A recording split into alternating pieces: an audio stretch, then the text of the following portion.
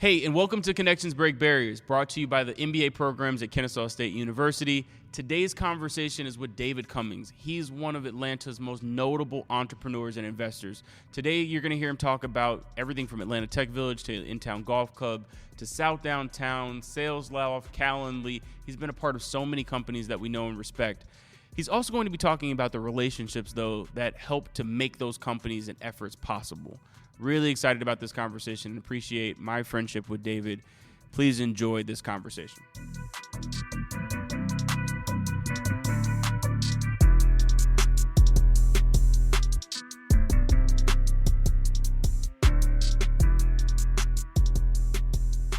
So David, I appreciate the time. It's good to see you. How are you? Doing great. Thanks for having me.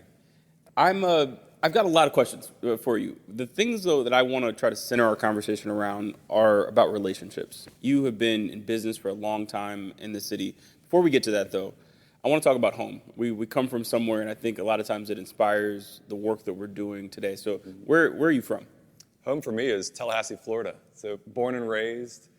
Both my parents are from Michigan, and they wanted to get out of the cold, and so they just picked a small southern city to raise a family and had a great upbringing. Went to college in North Carolina, signed a big customer in my dorm room, and that customer was based in Atlanta. And so that Atlanta open door spirit, like, come on down, be a part of the community, let me introduce you to people. And so I came down to Atlanta 22 years ago. Wow. Best business decision I ever made. Did you know anyone when you got here? Just our customer, just the one customer that we had in Atlanta. I want to double click on the customer piece, right? You've worked with and had amazing customers throughout the businesses. We'll get into some of the companies that you started. But how did you find that first customer? Was it a cold call? Was it an existing relationship? Like, how did you get that first deal signed? As much as I would love to say, like, man, we were just incredible at getting the word out, it was completely through a friend. And so at Duke, they have fraternities and sororities, but they also have what's called selective houses, which is basically a fraternity without a national chapter. And so one of the buddies in my selective house, which was called Wayne Manor, named after Bruce Wayne's stately Wayne Manor. And so a buddy of mine had a friend of his dad who said, oh yeah, we've got some hotels that we own, and we need software to help manage those websites. And so word of mouth for a friend of a friend, and signed them as our first real meaningful customer. If you look at your relationship with that friend, right, it's funny, like, even in our example at the gathering spot, I started this business with one of my college roommates, a friend. And when we met, half of our time was walking to go get food together, right? We weren't talking about starting a company. What was it about that friendship, do you think, that put you in a position to, when it was game time, when there was an opportunity available, that you were the person that your friend was willing to call? Like, how would you describe how you became friends and, like, maintained that friendship? Yeah, I think from a entrepreneurship startup perspective, you know, you're taking a leap of faith, right? And so somebody that's going to stick their neck out and say, yeah, you should talk to my friend here. He's got a new software product. He's trying to do something different. He's trying to get it off the ground. He's trying to make it work.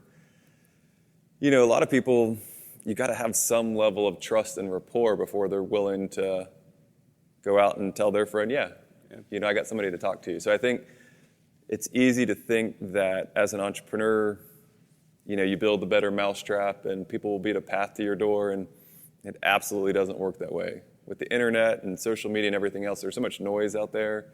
There's so many competitive products now that, you know, even with all the great things that technology provides for, at the end of the day, people buy from people. Companies don't buy from other companies. People buy from other people. What attributes do you think your friend saw in you? So that they saw that you had built something great that could solve a problem, right? But to your point, they had to believe something about you. Like, what do you think that's something, those values or character traits that your friends were drawn to? Well, this was back in 2001, so call it 23 years ago. At that point, I had been building websites for 4 or 5 years. I had been working on this particular piece of software for a year and a half. This friend of mine that made that first intro that changed the course of my entrepreneurial career, we'd been talking about business, we'd been talking about startups, we'd been talking about technology for years at that point. Wow. And so I think from a track record and the fact that I cared and I was passionate about it, he had seen it for years. And so when I said, all right, I got my next thing, going to make it easy to update websites, I'm going to make it easy for business people to use the web as something more than just a business card, he got it. It wasn't some new concept. It wasn't some new relationship. It sounds like consistency and just like almost. I think we overuse this idea of like building a brand, right? It's become very, what's your brand? How do folks know you? But like there is something to the idea that people need to know who you are. There has to be something that draws them to you, and that you have to do that same thing, display those same character traits over time. I think a lot of times folks talk about it like you can just show up and say, hey, I'm a person that cares about technology. And there's almost this idea that folks will say, okay, well, great. Here, take my card. Let's do business. Have you found it ever to work that way? Have you ever had something where you just clicked with someone really quickly and one thing led to another and then you were on your way? Or most examples, this other path? It's been a good run for so long now that it's hard to separate like, oh, they've had some success, they've done some startup things. It's hard to separate from, what it was like 20 years ago when it was still in the early days. But to your point, the idea of like a personal brand or being an influencer or thought leadership, none of that is new. It's been around forever. It's been around since the beginning of time. No different than if you think about, machine learning is really just statistics and some linear algebra, with a new name wrapped around it. And so brand building and being an influencer and thought leadership, I think it's all the same stuff that if you pick up any of those, historic books like How to Win Friends and Influence People, and it's all the same stuff, just repackaged. Yeah, I heard once, there's nothing new under the sun. We're all recreating something. Okay, so let's talk about the companies for a second. So you come to Atlanta. I come to Atlanta because I have a customer here. And the customer, I reach out to him. I'm in North Carolina. His name's Raj. I say, hey, Raj, how's Atlanta as a place to do business? What's it like to live in Atlanta? What's it like to grow your hotel investment management company in Atlanta? And so he obviously had the same can-do Atlanta spirit, like awesome city, great people, growing fast. And then, of course, he said, we got 2 empty rooms in the back of our office. Why don't you just come work in our office? We will sublet at no charge a room in the back of our office to be your headquarters. Wow. And so I'm sitting in North Carolina, about to graduate from school.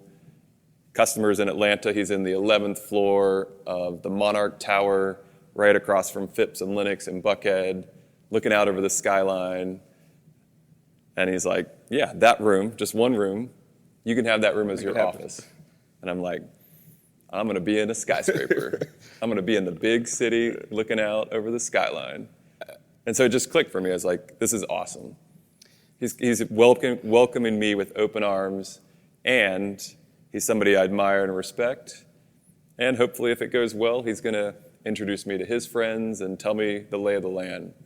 It sounds like there was enthusiasm. Was there also nervousness? Were there any concerns about the business's success, potential success? It was so early at that time. Call it 100,000 of revenue. Call it the basis of something that could be really successful, but it was too early to worry too much. It was full on, being blissfully ignorant, just full speed ahead, whatever it takes, just 100 hours a week, pure obsession over trying to make it successful.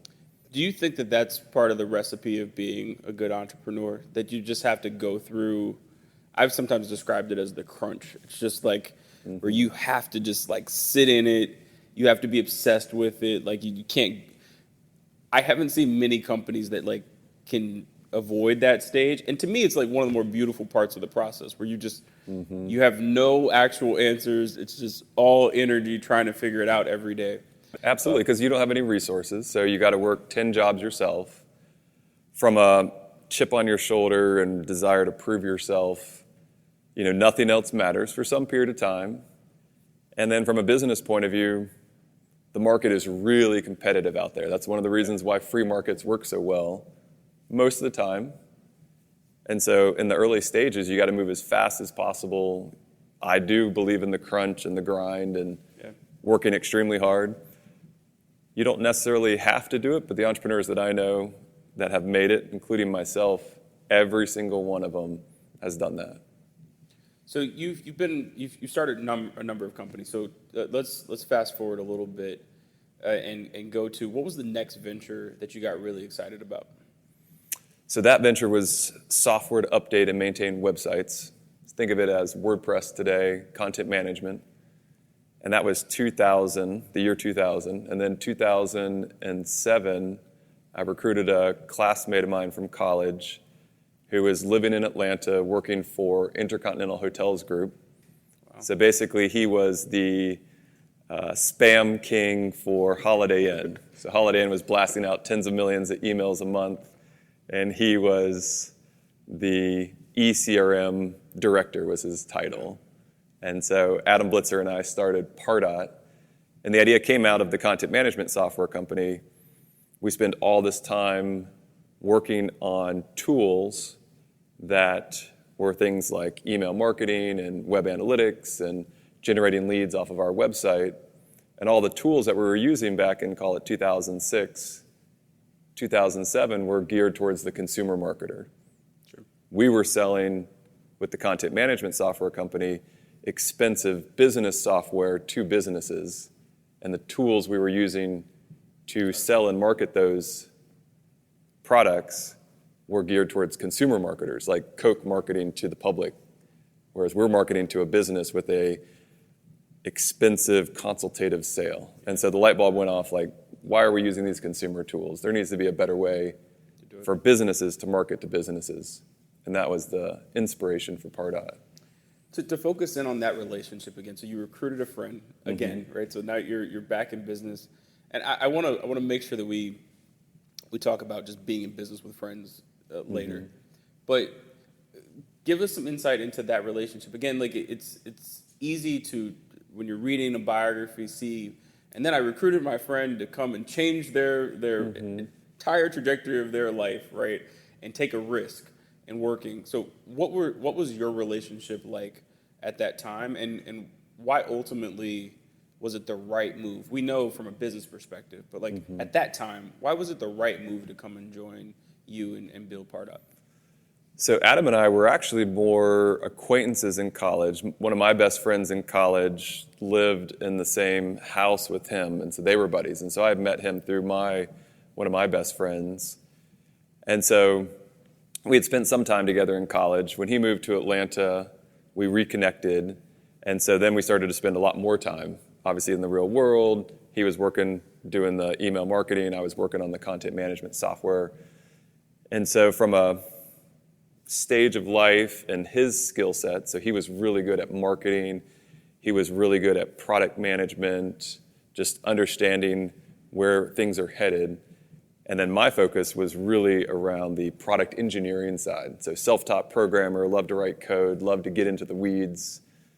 And so from a skill set point of view, super complementary. At the time, I probably didn't think through that enough, but as we got into business together and the business grew and it took on a life of its own, it became more obvious that, oh man, our skill sets and our styles were really complementary. And so I would say at the time, reflecting on it, we were just super eager to, build the future together. Yeah. Like it just clicked. Yeah.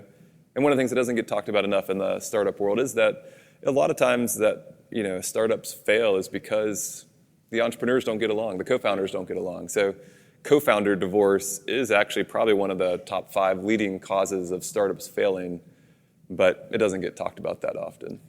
No, I think that the relationship, it's something that's underappreciated when it goes right. Because it's stressful. It's a stressful environment to be in with someone and to be able to trust someone and just like go through. It's a very unique experience when you're trying to start a company. Yes. Working with Adam, one of the things that I reflect on now in the really, really, really early days was just how responsive he was. And so, when you're starting a new business and you care a lot about it, but you're not sure, you think the co-founder cares a lot about it too, but you don't really know until you've actually started it and you're in the grind, you're in the crunch. And I just remember I'd text him or I'd email him or I'd instant message him, and always right back. He was online, and we were just diving into whatever it was. So every topic, big and small, we would just talk about it ad nauseum. And it was so good because it was a way to align on our values. Mm-hmm. It was a way to align on what's a priority and what's not a priority. And so I just remember how responsive he was in the early days, which for me became an indicator that, yeah, he was as serious and as committed to it as I was. Hey, we're going to get back to this conversation, but if you're like me, you're always trying to advance your skill set and grow both personally and professionally. One of the most effective ways to do this is through advanced degrees. I'm proud to be working with my friends at Kennesaw State University for this podcast. With 3 MBA programs to choose from, executive, evening, or web, their curriculum incorporates the latest industry trends and skills that will allow you to make an immediate impact on your career. With KSU's MBA programs, you'll benefit from a flexible format that fits your schedule, including part-time options, 100% online courses, and even a unique weekend format for their Executive MBA. Graduate in as little as 19 months while building lasting connections with a cohort of peers and professionals. Plus, you can see ROI fast with tuition starting as low as $20,000. Nationally ranked and featuring dual accreditation by AACSB International, ranking it in the top 2% of business schools worldwide, Kennesaw State University will help you reach your full potential. Ready to start your journey? Learn more today at ksumba.com. You mentioned your style. How would you describe your style in leading a startup? Like, how do you try to show up every day? My style is more so the introverted type. I love hanging out in my mind, just thinking about what could be. I love gathering as much information as I can, reading tons of blogs and listening to podcasts and reading lots of books and just anything that I can find information, going to conferences, listening to speeches. I love gathering information.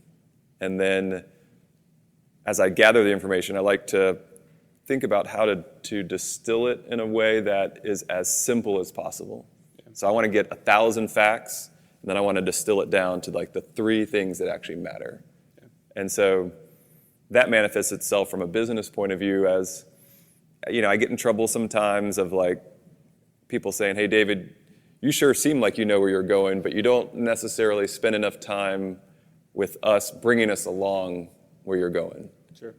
And so I'm always feeling like we're heading in the right direction, or if we're not, we're going to change quickly. Yeah. But I get in trouble for, we know you're going somewhere and we know you're passionate about it, but there's all these details between here and there. We need some help, figuring those out. Not necessarily that I need to make that decision, but more so that let's just, let's think through things a little bit versus just saying, we're going to climb that mountain. Yeah. If you look, do you get in trouble for that sometimes? Oh, all the time. I get in trouble for a lot of things, but that's definitely one of them. I think that a lot of that's rooted in optimism. Right? I just fundamentally believe. I don't all the time have even the best facts on why I believe it, but I believe that we will get there wherever there is. But yes, that middle gap is like, to me, sometimes it feels like those are just the details that we'll figure it out. We'll figure it out, and if that's today's today, tomorrow's problem will be tomorrow. So we just have to keep taking steps. I like to. It's a nerdy way to think about it, but I like to think about it as the best entrepreneurs that I know are probabilistic thinkers, whether they acknowledge it or not. It's like, oh, we can capture that mountain, and we got a 10% chance of doing it, but the payoff or the scale or the level of winning that'll happen from doing it, oh yeah, we're doing that. Well, even to hear you say that, it's like, well, 10%, that's not bad odds. It's not bad odds. It's not bad odds. As long as the payoff, not necessarily financial, but it could be, but as long as the success or whatever it is that you're striving for is there, absolutely. No, so I think a lot of people get stuck. Not everybody should be an entrepreneur. No. It's not for everybody. The world needs all kinds. If everybody was an entrepreneur, then we wouldn't have great teams to help the entrepreneurs that are actually on the right track get the most work done. Absolutely. But I think a lot of people want the odds to be higher in their favor, and that becomes a level of analysis paralysis, which is totally fine because you need people that are a little crazy that are saying, yeah, 10% is great odds because the outcome is going to be so big. 10 is bigger than 0, right? Way bigger. Like 0, to me, when it's actually nothing, when there's actually no path, then, I mean, you've got to make a tough choice. But as cliche as it sounds, like if there's any opportunity out there, someone has to be the person in the 2%, 5%. Right? Like you can. There's a way to get there. It's been always my attitude. And I don't always think that it's going to be pretty or that I'm going to enjoy it. But as long as we're in the game, lights are on, we're on the field. Absolutely. That's the best place to be in my mind. I think there's another element where people think that it's perceived as riskier than it is. And what I mean by that is I would much rather be in control, whatever control means. Can't control the weather, can't control the government, can't control the economy or the stock market, but I would much rather be in control trying to achieve something than be at the whim of something else that I didn't feel like I had as much control. And so while it doesn't always work and had plenty of failures, I feel like it's more freeing to me to try to start a business to achieve something than to go along with something else that I just don't have as much influence over. I'm with you. I've always thought about it like getting a phone call, right? It's hard for me to imagine the idea that I'm working somewhere and phone rings or email comes in and my life changes. Where, at least in the startup context, when you're building a business, you could get a bad email, you can catch a bad call, but like you're able to see the trend line. So it's less surprising, I guess is what I'm getting to. So that surprise factor is the thing that like it honestly is more scary to me than the 10% potential success rate. And there's a lot of styles. I think you asked before about my style. One of my styles from an entrepreneur point of view, if you play tennis and I play a little bit of tennis, and on the tennis racket you put a dampener in there. You don't have a dampener and it makes more of a thud and you get all these vibrations that go through and you got tennis elbows sometimes. And you stick a dampener on there and it sounds a little better and it's a little better for your elbow. My style as an entrepreneur is as a dampener for the business. So the business has super high highs and super low lows, and we're not going to make payroll one day and then 3 months later we sign a deal for $1 million and we're on top of the moon. And so my style, for better or worse, is that I'm a dampener. I take the blows, both the good ones and the bad ones, and I dampen them so that the team doesn't have to feel the same extreme roller coaster up and down. And it's worked for me in the past. I want to spend some time on team. You've had some incredible teams. You've built some incredible teams and continue to attract just amazing talent at every single venture that you've started. What's the process been, right? Because that's also about relationship and really being intentional. So how have you approached building a team, especially when you're at like day zero of starting a company? I totally made the typical mistake. Everything was haphazard in the early days. Oh, you can do this job? Great, you're hired. And so we got to a point where we had a team with the first business, and we were probably 12, 13, 14 employees. And I came into the office one day and had a whole list of meetings with different team members on the calendar, and I just had this sinking feeling in my gut, like I'm not looking forward to going to sit down with this meeting and the next meeting and the next meeting with these people on the team. Yeah. They're good people, they mean well, they're doing their job, they're not poor performers, but I don't enjoy, and I'm not looking forward to meeting with them. And so it was strange. We were successful, we were growing, we had millions of dollars of revenue.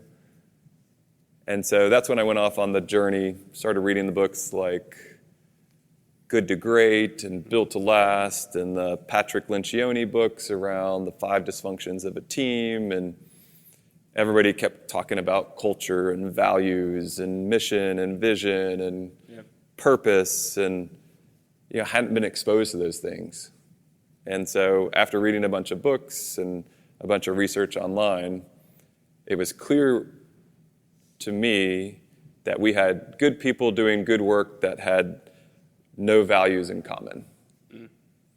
And so I took one of the books and it said, hey, when you're really struggling from a alignment of the people and alignment of the values, here's an exercise to do. Exercise was pretty simple. Take the people on your team that you think best exemplify the values, get them in a room, and then whiteboard every single value that the best people on the team exemplify already. Wow, okay. And so whiteboarded it out, 20 values put up on the whiteboard. And then we said, okay, we got to narrow this down from 20 values across the team that we want to have and we think exemplify some members of the team, but not all of them. Narrowed it down from 20 values to 10. And then we went around again and we debated them and we said, okay, we got to take it from 10 to 5. And so we took them from 10 to 5. And then we debated it. And we said, okay, we're not going to do 5. We're going to do 3. Wow. Took it down from 5 to 3. And the 3 that we ended up with, and I'm still passionate about this to today, that's 20 years ago we came up with them. And it's people who are positive, self-starting, and supportive. So positive in the sense that they're glass half full, they're optimistic, self-starting in the sense that you don't have to prod them along. They are doers. Yeah. They want to get stuff done. Mm-hmm. And then supportive, they're team players. They're not lone wolves out there doing their thing. They like working with other people. And so we enumerated those, positive, self-starting, and supportive. And then over the course of years, we came up with a variety of different programs to help on the recruiting front to reinforce it, programs around the quarterly check-ins to reinforce it, annual reviews, just everything throughout the organization, wow, reinforcing positive, self-starting, and supportive. And then over time, and Adam helped me a lot with this at Pardot, we came up with 2 overarching mantras of just how to be business operators. And the 2 mantras, and I still use them to this day, number 1 is be the best place to be a customer. So you can be a customer of a lot of different products, a lot of different venues, a lot of different everything. And so you get a choice. It's a free market.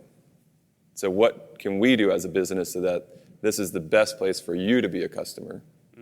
So putting our customer-centric hat on. And then the corollary, because I actually think the employees are where it all starts, how can we be the best place to work? So you got the 2 overarching mantras, best place to be a customer, best place to work, and then the pure people side, positive, self-starting, and supportive. And so years and years of reinforcing those 2 things and figuring out what works and doesn't work. And then taking that, and it manifests itself differently with different entrepreneurs and different startups and different types of businesses. But at the core, we were lucky enough to define that, call it 20 years ago. Wow. And we've just been playing it out ever since. And is it something that stayed consistent across Atlanta Tech Village, in-town golf? Like there's so many companies that we could talk about, but those core principles are the same across all of the efforts. Yes. Wow. Now they evolve. The entrepreneur that's running, say, Sales Loft, sure, it starts out and Kyle will say, oh yeah, I just took positive, self-starting, and supportive, and we said, we're doing that at Sales Loft. And then over time, as it evolved, they morphed, and so they got rid of the word positive as their value, and they said glass half full. Okay. And that was their choice and their style. And so businesses evolve and change, and personalities are all different. But it started with at least some thoughtfulness around what they cared about. And I cared about it, and so it's like, this is what worked for me, here's why. Lots of stories, lots of good and bad, lots of anecdotes of how we address different situations. And then different entrepreneurs take it and run with it their own way. It's incredible. I mean, I really appreciate you sharing that. It's so hard when you're building a company to get down to just to distill it down. You care about so much, but distilling it down to just very core and simple principles that you can share. Again, it's one of those things that I think people hear about, but doing it and then being consistent and reinforcing it, I will say as an entrepreneur, it's been one of the harder things to continue to do, because you're adding new people onto the team, Totally. New locations. It's all sort of New edge cases that you got to think through and work through. And how do you apply that value to this particular time period? I mean, we went through a global pandemic as a business that was largely in person, and yes. staying positive was we did it, but it just it has to play out differently. And how do the values manifest themselves? It's one thing when we're hanging out and I make some offhanded comment that, isn't positive and then you can call me out on it. It's another thing where we're just hanging out in Slack and we're sharing Google Docs, and like it's harder in some ways, and it's different ways of feedback and getting back on alignment around the values. So it's hard. Talk to me about when you've had a good person on the team, great, been doing good work, but just there hasn't been alignment with these values. Like, how have you navigated what I imagine are probably tough conversations? What did you do when you knew, again, kind of in your gut, I like you, you do good work, but like you're missing two of the three essentials here? It's really hard. Some of the things that we've done over the years, one is we do quarterly check-ins. So it's like a lightweight review. And as part of that quarterly check-in, super simple. What did you accomplish in the last 90 days? What are you going to accomplish in the next 90 days? How can you improve? And then taking each of the values, positive, self-starting, supportive, take me through how you best exemplified each of those values in the last 90 days. So 4 questions. What'd you do? What are you going to do? How can you improve? And how are you following the values? And so keeping it top of mind, front and center every 90 days, just checking in. 4 simple questions, doesn't take long, sit down for an hour. And so by keeping those top of mind, if somebody's falling short on the value side or on the how can they improve, it just becomes obvious. Yeah. So keep it front of mind, and then it starts to adjust for itself.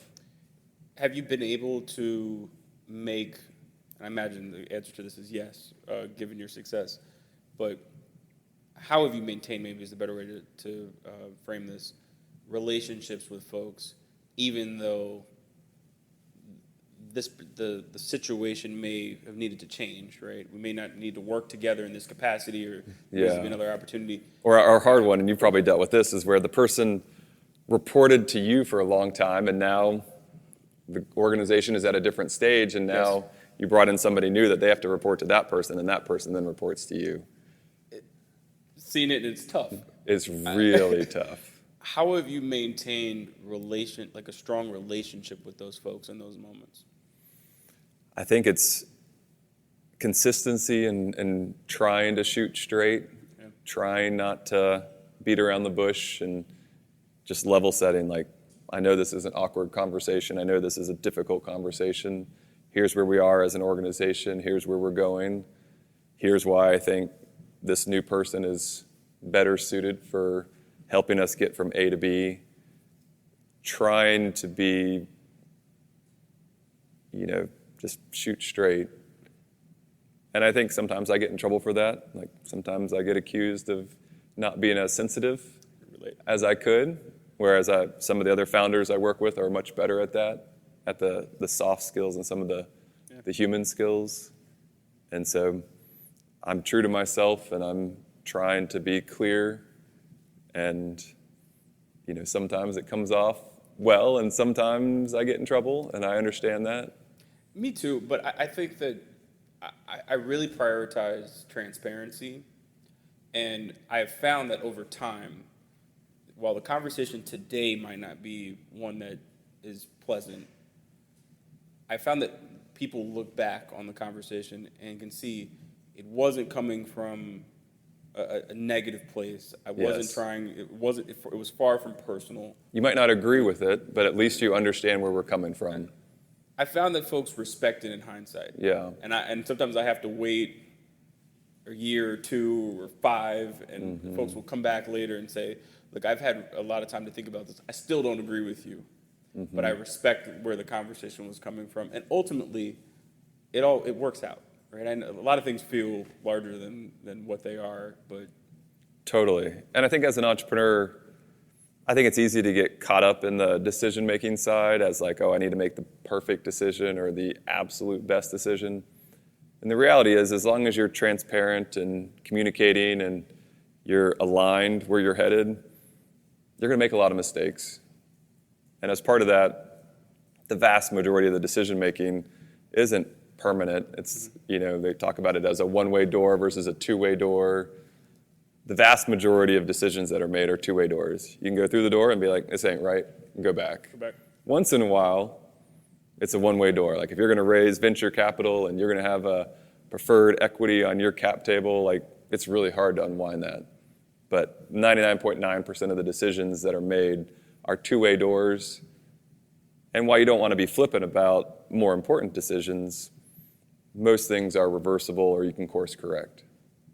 I've got 3 more questions. So you have taken all of the relationships that you built through, again, a number of companies and built something amazing in Atlanta Tech Village. So most folks in this city know about the original ATV, but now you're building another Atlanta Tech Village. Talk to me about some of the success stories, some of the relationships. I mean, I think many people know the businesses that have grown and scaled out of ATV. Yeah, at the end of the day, ATV, people are like, oh, it's a cool building. The building doesn't matter at all. It's all about the relationships. It's all about the community. And so we like to focus on things like engineering serendipity, bringing people together. And we do that through programs and lunches and guest speakers and panels and just create an environment where there's some people that want to talk about iOS apps and some people that want to talk about sales and marketing and some people that want to talk about strategy and product management and all the different elements related to a tech startup.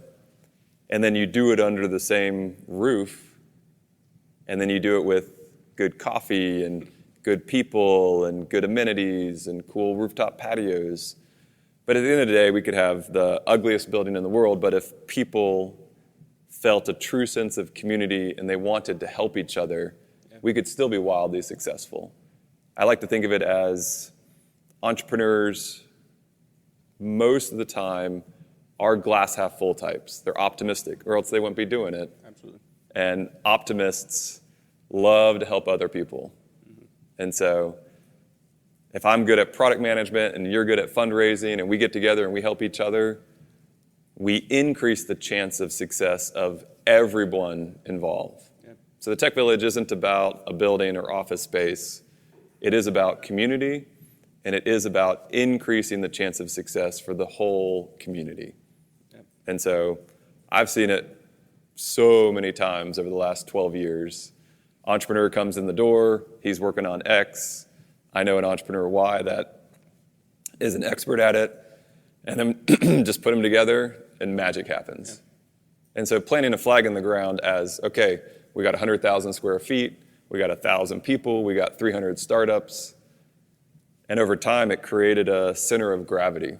Yeah. You're doing a tech startup, go to the Tech Village. You'll find people, you'll find programs, you'll find capital sometimes, not always.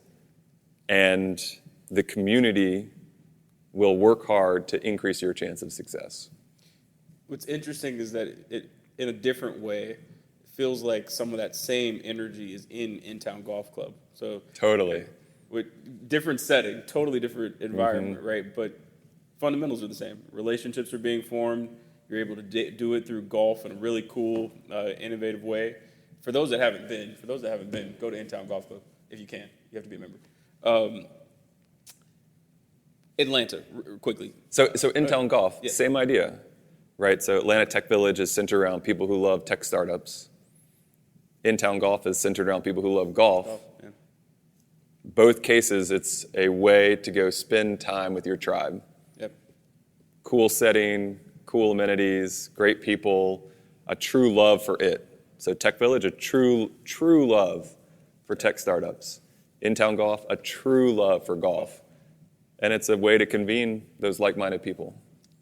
I know in both settings, personally, people that have had meetings and gone to events that have truly changed the course of not just their week or year, but like really like their lives, right? It's amazing. As fundamental as some of these concepts are, it's amazing what happens when you're able to be rooted in places where you have people that share similar interests. Absolutely. Quickly about Atlanta. If there's something that I've come to really appreciate is your advocacy for this city. Why has it been important to you to engage the way that you have? You serve on a number of boards within the community and are always active and supportive of the ecosystem. Why do that? You could be building and stay just in Atlanta Tech Village, but you've chosen to go way beyond that and build some meaningful relationships elsewhere. Why? I think at the end of the day, I want to leave the community better than I found it. And I think for Atlanta being a group project and tons of great people, it's got a lot of good things going on, and every big city has challenges. And so for me, I've always wanted to be part of the solution. I'd always, enjoyed seeing around the corner what's happening, what's going on, where are we headed as a community, as a city. And so for me, it's fun. I just enjoy it. I've got to ask you in conclusion here about South Downtown. Amazing effort. You're once again in the convening, community building role, where when this thing is done, it's going to be a center of a ton of relationships are going to be being fostered. So talk to us about why first, and then tell us where we're going. What are you building with South Downtown? So Atlanta started roughly in the 1830s. 3 different train lines came together. Some guy put a post in the ground called the 0 mile marker. The train lines came together, and it suddenly became a big logistics hub. You'd get off the train, and when you got off the train at the train station in downtown, you were in South Downtown. You looked out, you had 250 retailers, the biggest shopping commerce district south of Philadelphia. Way bigger than Miami, way bigger than DC, way bigger than all these other areas that are great metros now. And the neighborhood evolved over time. But one of the things that didn't evolve is that the heart of it was the founding of Atlanta. So small street grids, super walkable, great buildings from the 1800s with lots of character and lots of style and design. And so when I had the opportunity last October to walk through the neighborhood, to meet the small business owners, to meet the previous developers that were trying to bring it to life, I just fell in love. It's a spectacular piece of Atlanta's history. Literally the neighborhood where Atlanta was founded. And so the light bulb went off that let's take what we've done with the Atlanta Tech Village in Buckhead, 1 building, 100,000 square feet, 1.5 acres. Let's take that and let's do that across a whole neighborhood. 16 acres of land, 56 buildings, 10 contiguous city blocks, and all of that is next to the most important stadium in the Southeast, Mercedes-Benz. All of that's next to the busiest subway station in Atlanta, 5 Points MARTA. All that's next to the state capital of Georgia. All that's next to the City Hall of Atlanta, one of the most important cities in the country. And so the opportunity to be a steward of Atlanta's history in a neighborhood that has so much visibility and opportunity was just a once-in-a-lifetime thing. I just had to do it. I imagine it takes a lot of relationships to bring together a project like that. Yes. And a lot of optimism and a lot of belief that people want to help.